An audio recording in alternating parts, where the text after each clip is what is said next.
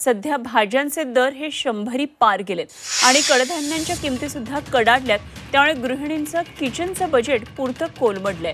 Tomato 120 रुपये kilo गेलाय। इतरही भाज्यांच्या दरांनी 100 पार केली आहे। तर कडधान्य सुद्धा चवळी, हिरवा वाटाणा 120 रुपयांवर गेलाय।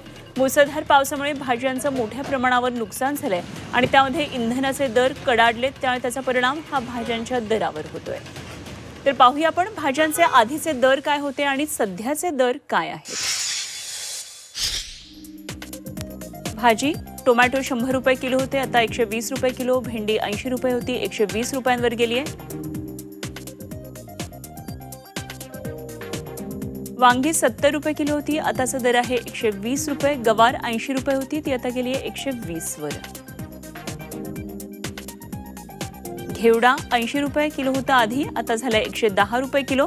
शिमला मिरची 60 रुपयानं होती, ती आता झाली आहे 120।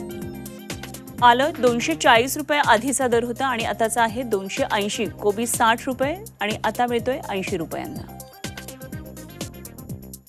तर कडधान्यांचे दर काय आहेत त्यावरही एक नजर टाकूया। भाज्यांचे दर कडाडलेत। कडधान्य पहा, चवळी आहे 120 रुपये प्रति किलो। हिरवा वाटाणा आहे 120 रुपये किलो। मूग डाळ 120 रुपये किलो। तूर डाळ 180 रुपये किलो। तर चणा डाळ आहे 90 रुपये किलो। साबुदाणा 80 रुपये किलो।